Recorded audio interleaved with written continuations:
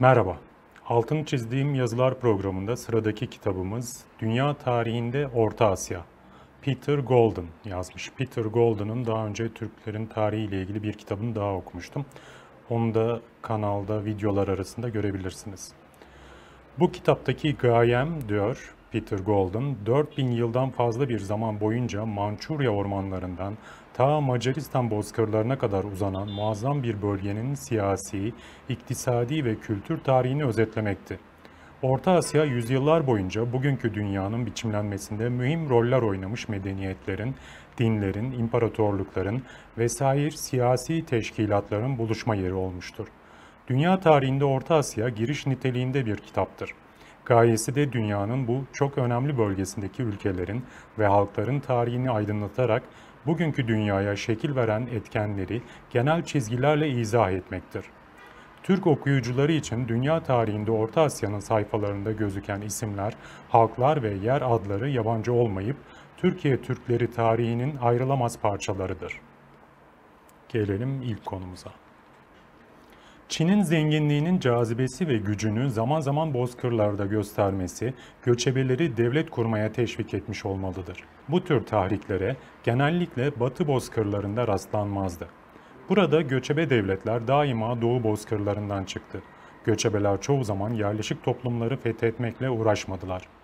Aynı şekilde Çin ve İslam öncesi İran gibi komşu imparatorluklar bozkır içine girmeye pek nadir cesaret edebildiler. Bu gibi seferler pahalı ve tehlikeliydi. Çin ve Bizans rüşveti, diplomasiyi ve barbar saldırılarına karşı barbarları kullanmayı tercih ediyordu. Göçebeler yerleşiklerin topraklarını fethettiklerinde hızla yerleşik imparatorlukların debdebesini örnek alarak güçlü hanedanlar vücuda getirdiler ve göçebe taraftarlarını yerleşik tebaaya dönüştürmeye çalıştılar. Sıradan göçebelerin aradığı mükafat bu değildi. Buna karşılık göçebelerin fethi, fethedilen devletin mevcut müesseseleri üzerine göçebe siyasi kültür unsurlarını ekleyerek çoğu zaman yerleşik halkların bazı siyasi teşkilatlarını yeniden şekillendirmiştir. Akhun adetleri yabancıları hayrete düşürüyordu. Kardeşler nikahsız eşlerini paylaşıyorlardı. Eşler kocalarının sayısını bildirmek maksadıyla başlıklarının üzerine boynuzlar takıyordu. Çocukların başlarının bağlanması, şekilsiz, ince, uzun kafatasları ortaya çıkardı. Kafatasını maksatlı olarak değiştirme bazı bozkır halkları arasında yaygındı. Bazı kişilerde tesadüf edilen bu teamül, şamanların coşkun sanrı hallerine benzer hastalık nöbetlerinin neticesi olabilir. Türkler pek çok tabiileri gibi Tengri'ye inanıyorlardı. Aynı zamanda bereket tanrıçası olan Umay ve yol tanrısı Yol Tengri'ye de tapıyorlardı. Ayrıca yer, su, kutsal dağ, orman kültleri vardı. Aşihna sülalesinin çoğaldıklarına inandıkları atalardan kalma mağarada her yıl hususi merasimler tertip ederek atalarını hürmetle yad ederlerdi. Diğer medeniyetlerle temas çoğunlukla Soğutlar tarafından getirilen yeni dinlerle başladı. Taspar Budizme alaka duydu. Budist risalelerinin Türkçe çevirilerini okudu ve bir Budist mabedi inşasını emretti. Göçebe beyler buna karşı çıktı. Bilge Kağan da Taoist ve Budist mabetlerin inşasını düşündü. Tonyukuk kendinden öncekilerin yaptığı gibi Türk kudretinin göçebe hayat tarzının semeresi olduğunu iddia ederek onu bu fikrinden caydırdı. Kalıcı binalar onların savaşçı kudretini tehdit ediyordu. Türk başkenti Kağan'ın arabasının durduğu yahut çadırının kurulduğu yerdi. Mabetler taşınmaya müsait değildi. İslam müellifleri Müslüman Orta Asya sınırlarını ebedi bir cihat alanı olarak tasvir ediyorlardı ve Samaniler fetihlerini Darül İslam'ın genişlemesinin bir parçası olarak sunmak hevesindeydiler. Türk mühtediler de yeni kabul ettikleri dine olan şevklerini putperest akrabalarıyla savaşarak göstermek arzusundaydılar. Bu fetihlerden bazıları mahalli beylerin ve mahiyetindekilerin İslam'ın kabulüne yol açtıysa da neticede Bozkır halklarına İslam'ı getiren yalnız kılıç değildi. Siyasi menfaatlerin yanı sıra çoğu tüccar ve ardından Tanrı'yla vecd halinde manevi bütünleşme arzusundaki Sufi denilen Müslüman mutasavvıflar gibi isimsiz misyonerler de İslam'ın yayılmasında rol oynadılar. Sufi kelimesi bu harekete mensup ilk zahitlerin giydiği basit yünlü elbiseyi ifade eden Arapça suftan gelmektedir. Farsça'da Sufiler derviş olarak bilinirler. İngilizce'de derviş tarzında yazılır. Aslında ferdi bir hareket olan Sufilik, sonradan tarikatlar veya ahiler şeklinde teşekkül etmiştir. Ehli sünnet Müslümanları bunlara çoğu defa şüpheyle bakmıştır. Daha sonra mutasavvıfları takip eden Müslüman tüccarlar, göçebe boy beyleriyle ticari münasebetler ve karşılıklı misafirperverlik bağları kurarak bozkırlarda maceraya atılmışlardır. Ticari ve içtimai rabıtalar usul usul müşterek bir dini cemaate doğru genişlemiştir. Sonradan gelen bazı sufiler birçok açıdan Türk şamanlara benzeyen karizmatik, renkli, tuhaf kişilerdi. Genellikle garip kıyafetler içinde ortaya çıktılar. Bazıları vücudundaki ve yüzündeki tüm kılları tıraş ediyor, sadece boynuz ve peştemal kullanıyordu. Şamanlar gibi onların da hayvan suretine girebilme, hastalıkları tedavi edebilme ve gayipten haber verme istidadında olduklarına inanılırdı. Muhtelif dinlere zaten aşina olan Türkler bu halk İslam'ını ve tasavvuf terkibini kolayca benimsedi. Mesela İslami cennet ve cehennem mefhumları halihazırda Türkçe'de mevcut olan mefhumlardı ve bunlar umulacağı üzere Soğutçadan ödünçlenmişti. Musevi, Hristiyan, İslam tanrısıyla Türk tengrisinin harmanlanması zor bir şey değildi. Sufiler ferdi olarak ve topluluk halinde Orta Asya göçebelerinin İslamlaşmasında mühim rol oynadılar. Tarikatlar şeklinde teşkilatlandığı için kısmen büyük servetler edinen Sufiler, Timurlu siyaseti, cemiyeti, iktisadı ve kültürünün kayda değer unsurlarıydı. Bu tarikatların en nüfuslusu, Buhara bölgesinden bir tacik olan Hoca Bahaettin Nakşibend tarafından kurulmuş Nakşibendiye tarikatıydı. Sathi bazı benzerlikler taşıdığı Hristiyan keşişliğinin aksine Sufiler dünyadan uzaklaşmıyorlardı. Yeryüzünü dolaşıyorlardı ve imarethaneleri ardına kadar açıktı. Şehirlerde ve köylerde pek çok Müslüman, tarikatın daimi mensubu olmaksızın ayinlere katılıyordu.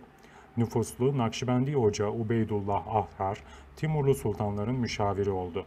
Ondan geriye kalan mektuplar, zahitlere, rütbe ve makam sahiplerine destek olmak hususunda müşahhas niyazların büyüleyici bir karışımıdır. Hocanın tavsiyeleri büyük öneme sahipti. 10. yüzyılın başlarında Çinliler ateş mızrağına bağlı ve barut doldurulan bir tüpten mürekkep ilk alev makinesini geliştirmişti. Buna insan vücudunu parçalayabilecek parçacıklar saçan başka düzenekler eklendi. Moğol döneminin şafağında iptidai barutlu silahlar mevcuttu. Yeni askeri teknolojiler karşısında daima dikkatli olan Moğollar bu aletleri Avrasya'nın her tarafına yaydılar. 1300'de tüpler daha büyük, namlulu ve artık kurşun ateşleyebilecek hale geldi. Timur'un cephaneliğinde ateş püskürtücüler ve fişekler bulunmaktaydı. Osmanlı seferinde ele geçirdiği topçu mütehassısları yanında götürerek Orta Asya'ya tüfek ve topları sokmuş olması muhtemel görünüyor. Barut çağı Orta Asya'ya varmıştı ve Timur bu yeni savaş araçlarının daha fazla yayılmasına katkıda bulunmuştu. Bununla birlikte göçebeler genellikle bu yeni silahları benimsemekte geç kaldılar. Bu ilk safhada mezkur silahların emniyetleri ve hassas nişanları nadiren talimli okçunun yerini tutabilmişti. Başlangıçta toplar hızlı hareket eden atlılara karşı çok tesirli değildi. 1552 yılında Korkunç Ivan yani Moskova Çarı 4. Ivan Kazan Hanlığı'nı istila etti. Ural bölgesindeki Müslüman Bulgar Tatarlar ile Başkurt kabileleri ve İtil bölgesi Fin halklarından müteşekkil nüfusun tamamı Rus tebaası oldu. 4. Ivan 1556'da Astarhan Hanlığı'nı aldı. Asırlardır Türk halklarının idaresinde olan İtil-Ural bölgesi Rus hakimiyetine girdi. Moskova Çarlığı Orta Asya'ya ilk adımını atmış oldu. 1547 yılında Çar unvanını alıp İtil hanlıklarını istila eden 4. Ivan, güçlü bir ideolojik iddia olarak kendini Bizans imparatorlarının ve Cengizli hanlarının varisi olarak sundu. Moskov propagandacılar, Çar'ın istilalarını İslam'a karşı bir Haçlı Seferi olarak tasvir ediyor, Müslüman Tatarları topyekün Hristiyanlığı benimsemeye çağırıyorlardı. Kiliseler harap olmuş camilerin yerini aldı ve İslam dininin tebliği yasaklandı. Bundan sonra Moskova'nın politikaları şartlara bağlı olarak Hristiyan misyonerlik faaliyeti ve hoşgörüsü arasında gidip geldi. İtil bölgesindeki Fin nüfusu gibi pagan halklar çoğu zaman ancak üstünkörü şekilde Ortodoks Hristiyanlığı kabul ettiler. Moğol Budistler kara inanç, şamanizmin ve insan kurban etme gibi uç adetlerin kökünü kazımaya çalıştılar. Altan Han'ın genç oğullarından biri öldüğünde annesi 100 çocuk ve deve yavrusunun öteki dünyada prense eşlik etmesi için kurban edilmesini istedi. Bozkır dünyasında hükümdar ailesi için bu tür fedakarlıklar kadim bir gelenek olmasına karşılık Moğol toplumu derhal buna tepki gösterdi ve kıyımı engelledi. Altan Han'ın karısı kötülüğün sembolü haline geldi. İddiaya göre 1585 yılında öldüğünde Dalai Lama onun bir kertenkeleye dönüşen cesedinden kötü ruhları kovdu. Sonra da cesedi alevler içinde kül oldu. İkinci Yekaterina evvelki İslam aleyhtarı politikaları değiştirdi. Selefi Yelizaveta Kazan havalisindeki 536 camiden 418'ini yıktırmış ve dini propagandayı yasaklamıştı.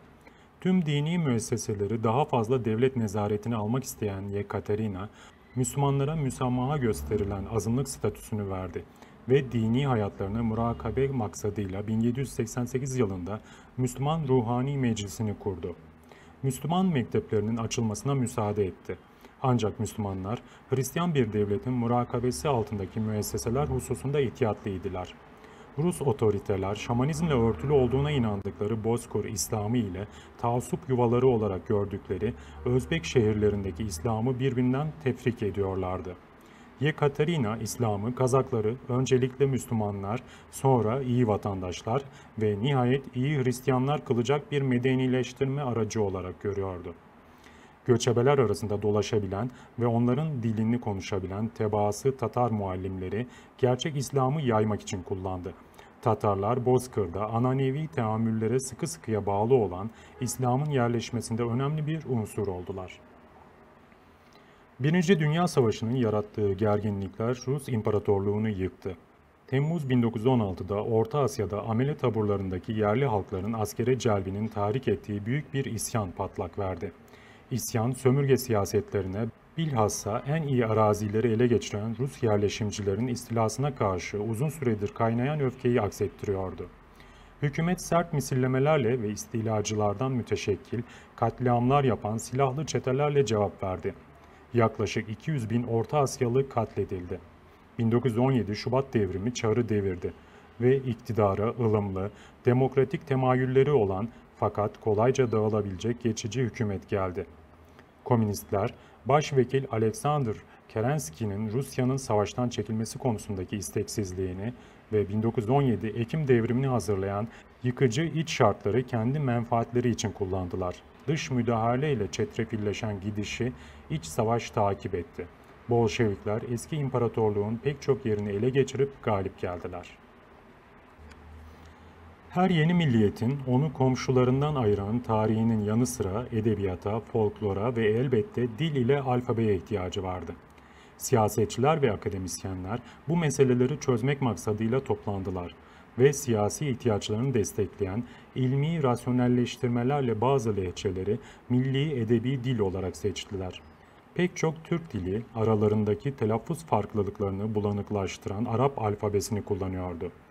Türkmence göz, Kazakça köz ve Tatarca küz aynı şekilde yazılıyordu. İmlanın ıslahı, halihazırda devrim öncesi modernleşme projelerinin bir parçası olmakla birlikte Arap alfabesini değiştirmek hususunda da ısrar vardı.